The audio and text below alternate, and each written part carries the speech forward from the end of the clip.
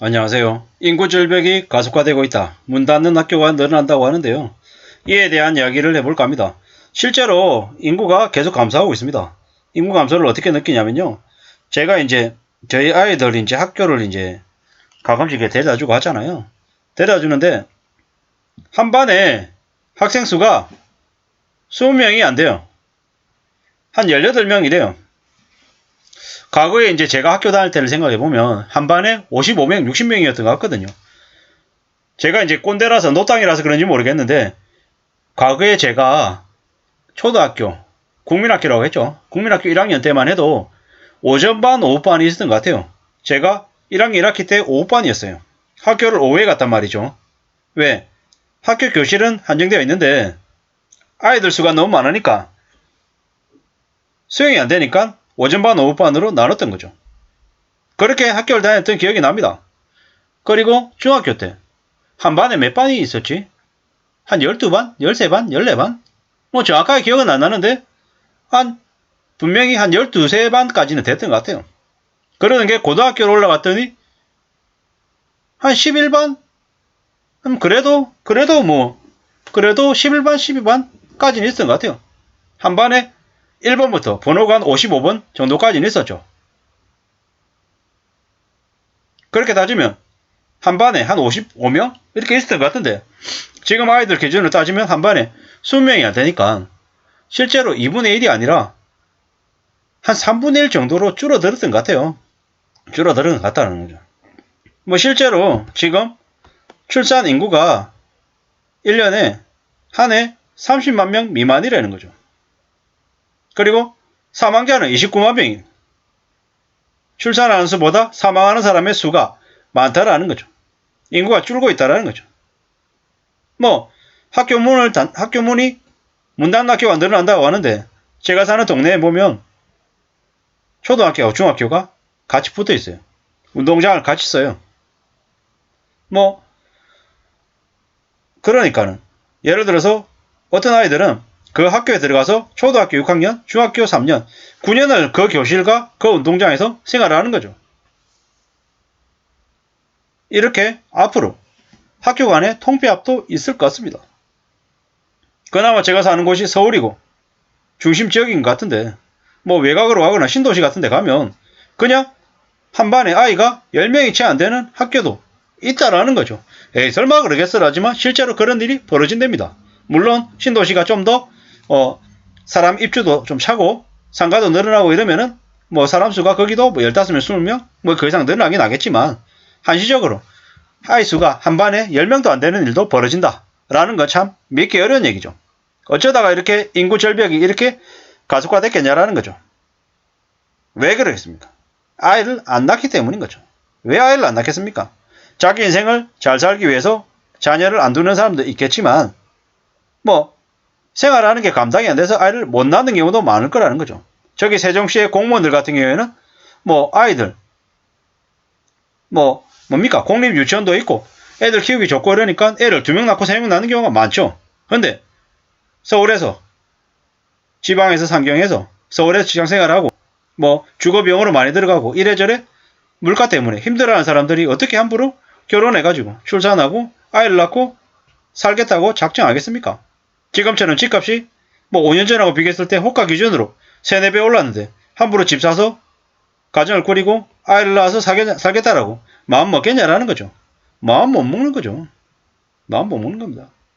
게다가 지금처럼 과당 경쟁에 언제든지 내몰리고 잘리고 이용당하고 버림당하는 이 시대에 지금의 청년들이 어떻게 결혼하고 어떻게 출산을 하겠냐라는 거죠. 지금 청년들이 결혼하지 않고 출산하지 않고 연애하지 않는 게 어쩌면 그들이 합리적인 선택, 합리적인 결정을 하고 있는 거다라고 봐야 되는 거죠. 어쩌면 앞으로 저출산, 인구 감소가 보통 사람들, 서민들에게는 좋은 모습일 수도 있다라는 거죠. 586 세대들, 과거의 세대들에게는 고성장과 많은 기회 속에 살았습니다. 근데 지금의 청년들은 기회가 되게 적죠. 살기가 더 어렵습니다. 엄청난 스펙을 쌓아도 저희 때보다 훨씬 더 적은 기회에 힘들어하면서 어려워하며 지내죠. 그렇기 때문에 그들은 어쩌면 저나 혹은 5, 60대하고 다른 생각들, 다른 판단들을 할 수밖에 없다라는 거죠. 지금 현재 한국 현실은 출산은커녕 결혼은커녕 연애도 사치인 나라가 돼버렸습니다. 철저히 경제적인 문제 때문에 1인 가구로 살고 있는 이들이 엄청나게 많다라는 거죠. 지금의 정부가, 이전의 정부가 결혼과 출산을 할 수 있는, 해야 되는 청년들을 방치하고 되려 빚쟁이로 전락시켰죠. 2030들 청년들을 대거 영끌과 비토하게 만들어서 그들이 출산하고 싶어도, 아이를 낳고 싶어도 못 낳게 만들었다라는 거죠.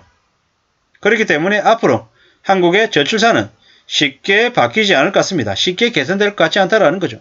지금의 정치권에 할아버지들 할머니들만 모여가지고 출산율 높이겠다라고 떠들어대본들 쉽게 상황이 안 변한다라는 거죠.